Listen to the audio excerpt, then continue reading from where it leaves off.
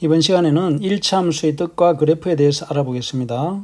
학습 목표는 먼저 함수의 개념을 이해하고 1차 함수의 의미를 이해하고 그 그래프를 그릴 수 있는 것이 목표입니다. 그리고 학습 요소로는 함수, 함수값, 1차 함수, 평행이동, fx, y는 fx에 대해서 알아보겠습니다.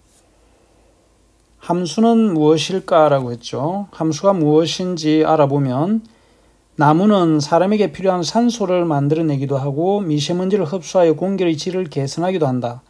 우리는 종이를 아끼는 것만으로도 나무를 심는 것 같은 효과를 거둘 수 있다. A4 용지 4상자 1만 장을 생산하는데 30년씩 나무 한 그루가 필요하다고 한다. A4 용지를 X상자 만드는데 30년씩 나무 Y 그루가 필요하다고 할 때 다음 표를 완성해 보자 라고 했죠. 그러면 표를 보면 A4 용지 4상자에 한 그루니까 8상자를 생산하려면 나무가 2그루가 필요하겠죠. 12상자는 3그루, 16상자는 4그루, 20상자는 5그루 이렇게 되겠죠. 그래서 Y라는 것은 X의 4배가 되겠죠. 식을 세운다면 Y는 4 곱하기 X가 되겠습니다. 앞에서 두 변수 X와 Y 사이의 관계를 표로 나타내면 다음과 같다. 앞에서 살펴봤죠. 위의 표에서 X의 값이 4, 8, 12로 변함에 따라 Y의 값이 1, 2, 3으로 하나씩 정해짐을 알 수가 있다. 이렇게 짝을 짓는 것을 대응관계라고 합니다. 이와 같이 두 변수 XY에 대하여 X값이 변함에 따라 Y의 값이 하나씩 정해지는 두 양 사이의 대응관계가 성립할 때 Y를 X의 함수라고 한다. 자, 그러면 여기서 Y를 X의 함수라고 한다고 한 이 함수의 정의를 여기서부터 성립할 때까지 두 변수 XY에 대해서 X값이 변함에 따라 Y값이 하나씩 정해지는 두 양 사이의 대응관계를 Y를 X의 함수라고 합니다. 이렇게 꼭 기억을 해두세요. 자, 여기서 변수라고 하면 변하는 양을 수로 나타낸 것을 변수라고 합니다. 1, 2, 3, 4 이렇게 나가는 것들. 자, 그러면 예를 들면 먼저 1번을 보면 넓이가 60제곱센티미터인 직사각형의 가로와 세로의 길이를 각각 x센티미터, y센티미터라고 할 때 x와 y 사이 관계를 표로 나타내면 다음과 같다. x가 1, 2, 3, 4로 변함에 따라서 60, 30, 20, 15. 자, 이거는 아까 관계와 차이점은 두 양을 곱했을 때 일정한 값을 가지죠. 1 곱하기 60도 60, 2 곱하기 30도 60. 자, 이와 같이 X값이 변함에 따라 Y값이 하나씩 정해지기만 하면 Y는 X의 함수라고 합니다. 두 번째는 자연수 X의 약수를 Y라고 할 때 X와 Y 사이의 관계를 표로 나타내면 다음과 같다. X의 약수니까 1의 약수는 1밖에 없죠. 2의 약수는 1하고 2가 있죠. 이렇게 해서 6의 약수는 1, 2, 3, 6, 4개가 있습니다. 그러면 함수의 정의에 맞지 않죠. 이것은. 왜냐하면 X값이 변함에 따라서 Y값이 하나씩 정해져야 되는데 하나씩 정해지지 않으므로 Y는 X의 함수가 아니다라고 합니다. 그러면 예를 통해서 함수인 것과 함수가 아닌 것을 좀 더 잘 살펴볼 수 있겠죠. 다시 한 번 더 이야기를 하면 함수는 X의 값이 변함에 따라서 Y의 값이 하나씩 정해지면 X는 Y의 함수라고 합니다. 문제 1번은 두 변수 X와 Y 사이의 관계가 다음과 같을 때 Y가 X의 함수인 것을 모두 고르시오. 또 함수가 아닌 것은 그 이유를 말하시오. 1번은 매달 만원씩 저축할 때 X달 동안 저축한 금액 Y원. 자, 금액 Y원이 매달 만원씩 저축하면 만원 곱하기 X가 되겠죠. 즉 X가 하나 딱 정해지면 Y는 하나로 정해질 수 있죠. 그래서 1번은 함수가 됩니다. 2번은 형이 동생보다 3살 많을 때 형의 나이 X살과 동생의 나이 Y살. 동생의 나이는 형의 나이보다 3살 적죠. 그래서 형의 나이를 X라고 하면 빼기 3이 되는데 X가 하나 정해지면 Y도 하나씩 정해지니까 함수가 되죠. 3번은 자연수 x와 서로 소인 수 y라고 했습니다.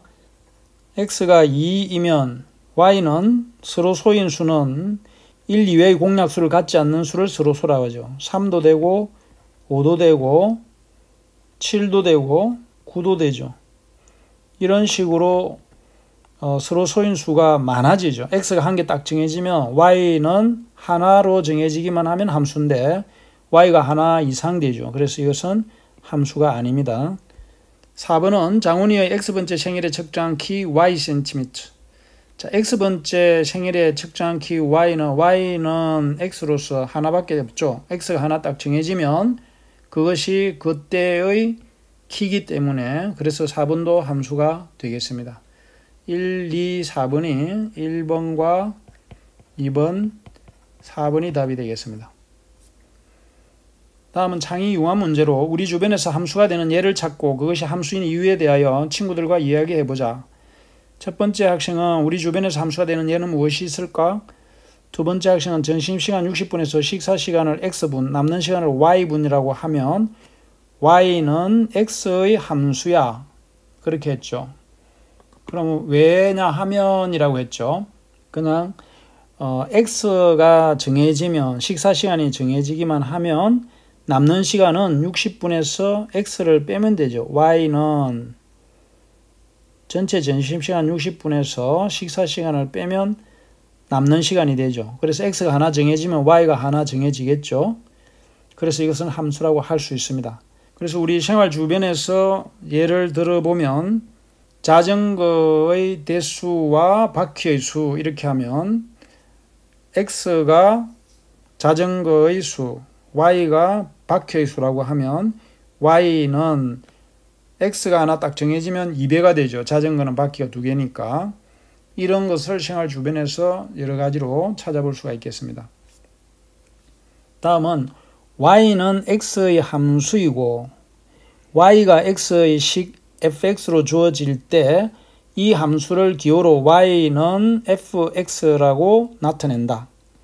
이 기호의 뜻은 y는 x의 함수다. 이런 뜻이죠. 그래서 y는 3x가 되면 이때 함수 fx는 3x로 표현할 수가 있다.